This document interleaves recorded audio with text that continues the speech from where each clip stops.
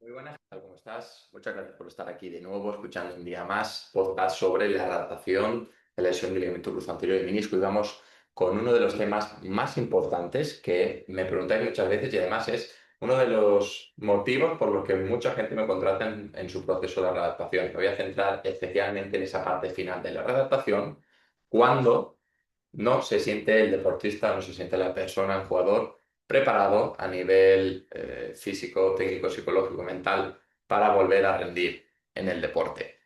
Y es que tú puedes haber hecho una muy buena rehabilitación al inicio, tener el alta médica y haber hecho en sí, pues eso, una buena rehabilitación, pero esto no se basa en tener una buena rehabilitación y criterios médicos, sino que estamos hablando de rendimiento deportivo. Hay que dejar de lado toda esa parte de camilla y hay que centrarse en lo que es el rendimiento deportivo.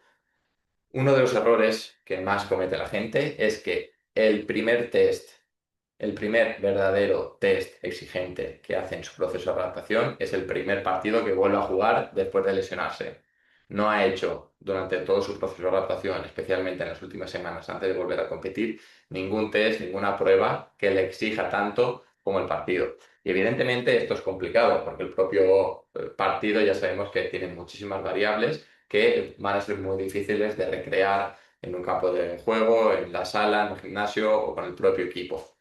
Pero si bien es cierto que hay muchísimas acciones que nos dejamos por trabajar y que van a condicionarte muchísimo esa vuelta a los terrenos de juego de manera eficiente, de manera segura y con el mínimo riesgo de recaída.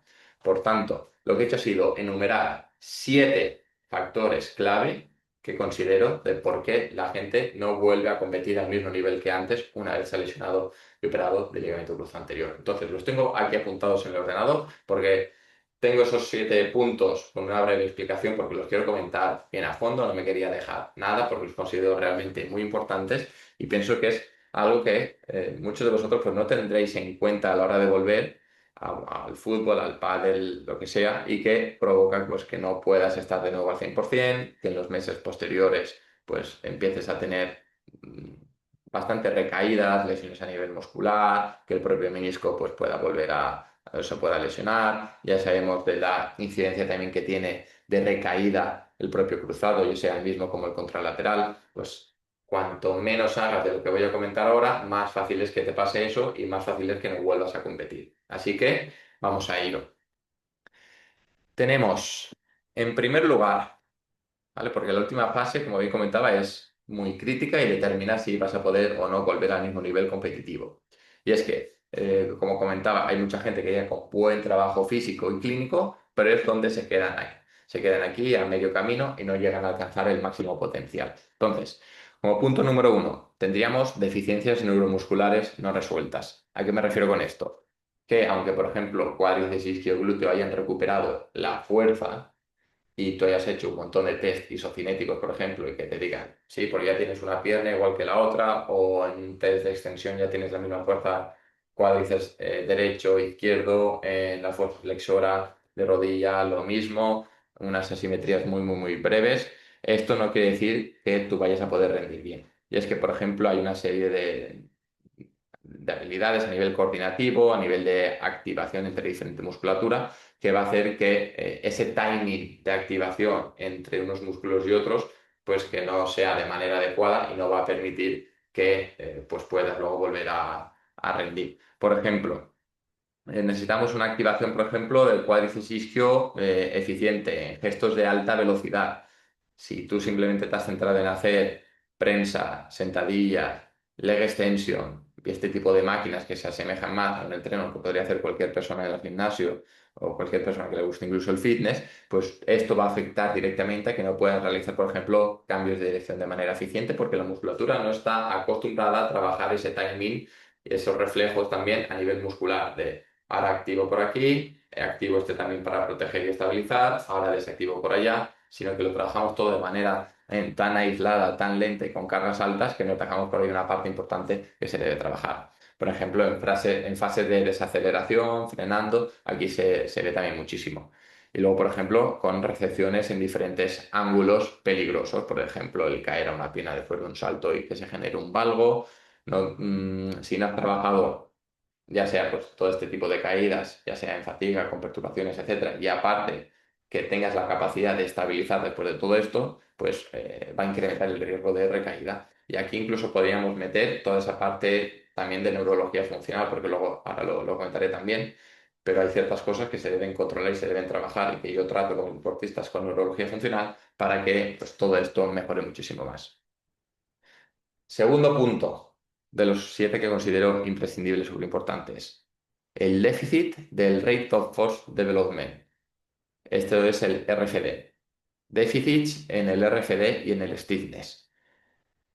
Aquí hay un jugador, por ejemplo, que puede tener el 100% de la máxima fuerza recuperada, en estos test, por ejemplo, que comentaba antes, pero si no recupera la velocidad con la que aplica esa fuerza, pues no va a rendir al mismo nivel, que esto aplicaría al RFD, que es el desarrollo de ratio de fuerza. Entonces, esa velocidad a la que aplicamos la fuerza no tiene que ser siempre lenta. Muchas veces tienes que jugar con cargas más bajas, intencionalidad de mover la carga mucho más rápido, incluso movimientos donde esa velocidad pues, sea alta, etcétera. Además del propio stiffness, tanto de rodilla como de tobillo, que van a ser muy importantes para poder transmitir fuerza de manera adecuada, por ejemplo, en sprints o en velocidades altas, etcétera. En muchos procesos de rehabilitación se mide, por ejemplo, esa fuerza máxima, pero nos dejamos de lado stiffness y RFD. Por eso es como que dejamos a la deportista más lento, más vulnerable, que es a lo mejor lo que te puede pasar a ti si no estás trabajando esto de manera específica, que yo ya lo voy introduciendo en los primeros meses de rehabilitación y se va progresando y se tiene que ir ondulando y tienes que saber cuándo meter según qué mesociclos, qué momento, qué fase, cargas o tareas con cargas más altas, tareas para trabajar todo esto, días específicos para las diferentes cosas, pues no solo tenemos que centrarnos en la fuerza y en la fuerza y en la fuerza, hay muchos más factores que influyen. Por eso pues, pasamos test, por ejemplo, como los CMJ, Drop Jump, quien tiene plataforma de fuerza, pues también podemos utilizar las plataformas de fuerza, etcétera. Vamos con el tercer punto, súper importante. Déficits en asimetrías de fuerza y potencia del lado sano respecto al lado lesionado. ¿Qué sucede aquí? Literatura científica comenta que en deportistas, sobre todo amateurs, podemos respetar un 10% de asimetría entre una pierna y la otra pues, en diferentes test y recomiendan que en jugadores profesionales o deportistas profesionales que esta diferencia entre el lado sano y lesionado sea del 5% o menos, que se acerque lo máximo posible al 100%. Lo que sucede aquí es que da igual que seas profesional, da igual que seas amateur, la propia competición muchas veces te va a demandar el 100%. Y si tú no tienes ese 100%, cuanto más alejado estés del 100%, más difícil será que caigas. Entonces, habrá según qué tipo de test y según qué tipo de deporte que incluso puedes tener ese 8, 7, 10% de asimetría, pero tampoco va a ser un valor súper importante para el propio deporte que practicas. Entonces, a lo mejor por aquí sí que podemos coger más ese 8 o 10% de personas más amateur, pero si lo que de verdad queremos es estar 100% seguros y tener bastante confianza y seguridad de que va a salir todo bien, pues esto debería ser lo más posible o lo más parejo al 100%. Entonces, aquí hay un montón de test que utilizamos a nivel unipodal, como los CMJ, los triple hop, etcétera, que podemos entrar otro día en debate de si son o no los más interesantes para poder ver cómo va esa evolución. Al final no hay que basarse solo en 4 test o en los propios test isocinéticos que se utilizan muchísimo. Cada ejercicio que tú haces es un propio test y esto es algo que comento siempre a mis deportistas, que cualquier vídeo que a mí me mandan lo analizo como si fuera un test y comparamos de una serie y la otra, etcétera. O sea, no solo hay que centrarse en los test, que eso está muy bien muchas veces, incluso a nivel de motivación, porque te permite tener como ciertos datos objetivos y cuantificables de cuánto has hecho en una cosa, o en otra, y puedes ver un poquito como la progresión, y eso muchas veces pues, motiva, especialmente al inicio, con los propios test de fuerza, etcétera, luego con los saltos, y luego con el RSI, pero no hace falta tampoco centrarse en 20.000 test todas las semanas. Cualquier ejercicio que tú hagas, si se puede valorar, se puede cuantificar, pues eso también nos va a dar muchísima información. Hay test también, por ejemplo, como los cambios de dirección, como el 505, etcétera. Entonces, no solo hay que mirar ese porcentaje de diferencia, sino que, por ejemplo, el patrón de movimiento y la estrategia que utiliza el jugador para compensar esta lesión, pues que sea lo más adecuado posible. De esta manera reducimos al máximo el riesgo de recaída o de lesión, pese a que a lo mejor haya un pequeño porcentaje de asimetría en test más específicos. Vamos con el punto número 4, exposición insuficiente a gestos específicos a alta velocidad. Esto dependerá también del deporte que practiques, pero hay muchas personas que detenemos la progresión, ¿vale? O que detienes la progresión, que paras cuando ya empiezas a hacer el 80-90% de los gestos de la competición. Pero la propia competición te demanda, te exige el 100%. Esto sucede mucho, por ejemplo, en fútbol, que la progresión que se hace antes que empiezas a entrenar con el equipo, luego cuando empiezas a entrenar con el equipo y vuelves a competir, muchas veces se dejan como pequeños gestos, pequeñas tareas que no se han acabado de realizar con suficiente progresión o incluso exposición como para que el cuerpo se adapte y que pueda dar de verdad ese 100%, porque luego te demanda un sprint en el propio partido, a lo mejor en una tarea de volver, de repliegue y la liamos. Entonces, es algo que debes trabajar también muchísimo antes de entrar al campo, antes, luego cuando estás también con el propio equipo, etcétera. Algo que yo comento también es, por ejemplo, que independientemente de que tú empieces a hacer parte del entreno con el equipo, debes tener tareas también aparte para seguir complementando y seguir trabajando en este tipo de cositas, lo que comentaba en el test, en el punto anterior, etcétera. Y aquí es donde falla también muchísima gente. Por ejemplo, sprints que no llegan al 90% y luego el propio partido te demanda en una situación de repliegue, por ejemplo, o de smart block, sea un 100% del sprint y como te has quedado en el 90%, pues más riesgo, por ejemplo, de lesión de isquio. Con los cambios de dirección, cuando hay mucha incertidumbre, etcétera. Cuanto más caótico es el entorno, pues más difícil. Y esto lo voy a hilar con el punto número 5. Son todos esos aspectos neurocognitivos, esa toma de decisiones que se genera. Esto ya tengo también bastantes vídeos y lo comento muchísimo tanto en YouTube como en Instagram. Y es que no solo el cruzado es una estructura mecánica pasiva que evita la traslación anterior de la tibia, sino que su rotura y su lesión va a afectar directamente a la propiocepción de la rodilla, a los propios reflejos, a la coordinación, etcétera, etcétera, etcétera. Es por ello también que la neurología funcional es un aspecto que considero muy importante en el proceso de rehabilitación, porque lo que vas a hacer es que mejore toda esa vía refleja, que mejore muchísimo la propiocepción y con todo esto pues te va a permitir que luego todas las tareas que se vayan a realizar pues sean muchísimo mejor. Entonces, por ejemplo, en el campo un jugador no piensa en cómo mover la rodilla, sino que responde a estímulos externos, el oponente, el balón, el espacio, etcétera. Entonces, lo que quiero decir es que tú no estás en un contexto, en un entorno aislado, tú y tu rodilla, sino que vas a tener que estar pendiente de muchísimas cosas. Un error fatal es no trabajar esto y no exponerse lo suficiente a este tipo de tareas en progresión desde un inicio para que lo toleres. Otro error que veo muchísimo es exponerse demasiado pronto a este tipo de cosas cuando todavía tu cuerpo no es capaz de tolerarlo bien. ¿Vale? Esto, por ejemplo, en el mentorship, en mi formación que tengo para profesionales, para fisioadaptadores kinesiólogos, es algo que comento. ¿Cuándo saber cuándo tienes que parar con este tipo de tareas con carga cognitiva, dobles tareas, toma de decisiones, etcétera? Porque llega un punto en el que, sobre todo a nivel del sistema nervioso, colapsamos y ya no va a tolerar todo lo que le vayas a meter y empieza a aumentar el riesgo de lesión, sobre todo porque esa vía refleja pues, empieza a trabajar un poquito peor.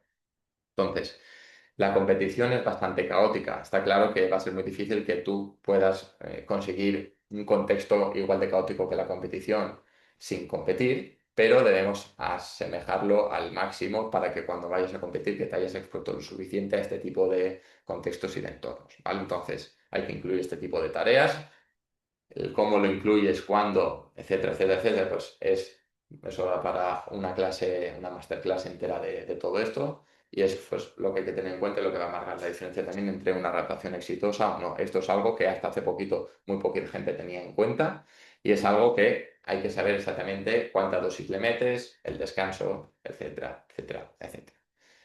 Tenemos, por ejemplo, unos déficits, que este sería el sexto punto, déficits psicológicos y de confianza.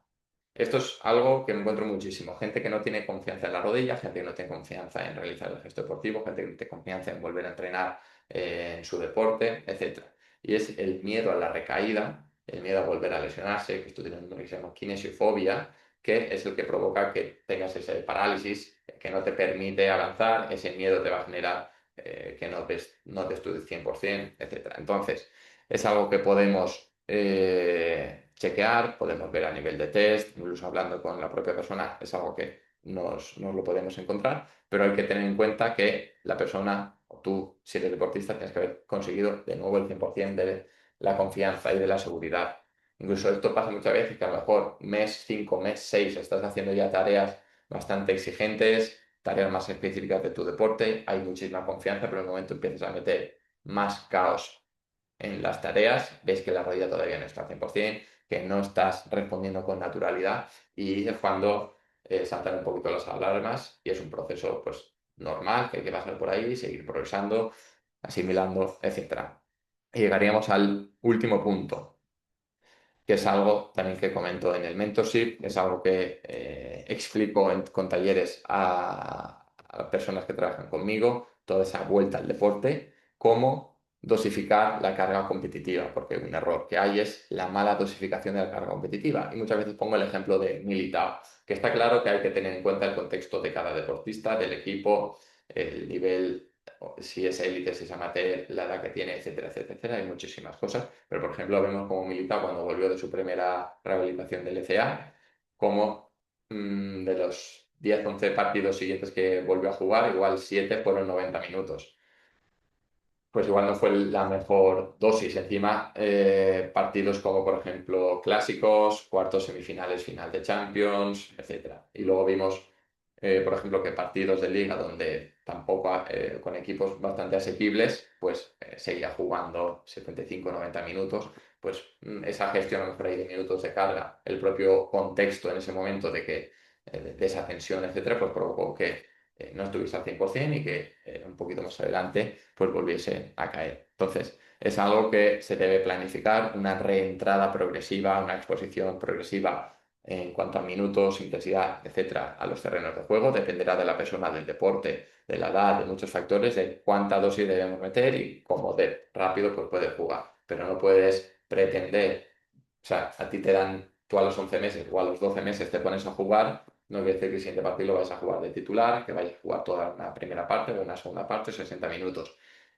Cuando vuelves a competir, no estás todavía como para aguantar esos 90 minutos. Se debe hacer una progresión y lo más seguro es que te tires más de un mes sin volver a estar al 100%. Entonces, la vuelta a la competición yo siempre la considero una parte más de la readaptación.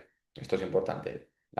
La vuelta a la competición, una parte más de la readaptación, porque debes exponerte de manera progresiva a esos minutos de calidad de competición, caóticos, intensos, etcétera, para que poco a poco vayas asignando cada vez más volumen, más intensidad y que puedas poco a poco jugar partidos enteros. Entonces, un resumen de por qué muchos no vuelven al mismo nivel. Tendríamos 7 puntos. Uno, se centran en fuerza máxima, pero no en calidad neuromuscular. Ni se mide ni se entrena RFD y stiffness. Se aceptan asimetrías que en competición son inasumibles, que contamos de ese 5 o 10%. No hay exposición real a velocidad y a caos competitivo. No se integra la toma de decisiones bajo presión. No se aborda el miedo de la recaída. Se reincorpora a la competición con mala dosificación de cargas. Entonces, espero que haya quedado claro. Esto para mí son 7 puntos que considero imprescindibles para volver a estar al 100% y donde muchísima gente pues cae y es por eso que se vuelven a lesionar. Entonces, muchas gracias por haber llegado hasta aquí, lo primero de todo. En segundo lugar, si quieres que sea yo quien te ayude en tu proceso de rehabilitación de rodillas, sea porque estás en fases finales y quieres volver a estar ahí al 100% con confianza para volver a competir, si te vas a operar dentro de poco, te acabas de lesionar, estás en fases iniciales, te dejo por aquí abajo un formulario para que rellenes, me cuentes tu caso más a fondo y nos ponemos manos a la obra a trabajar. Así que dale like, compártelo porque esto es información súper valiosa, súper importante y que puede ayudar a más de una persona a que no se lesione de nuevo el cruzado y espero que tú que estás llegando hasta el final del vídeo pues sea así. Muchas gracias, nos vemos en la próxima, un fuerte abrazo.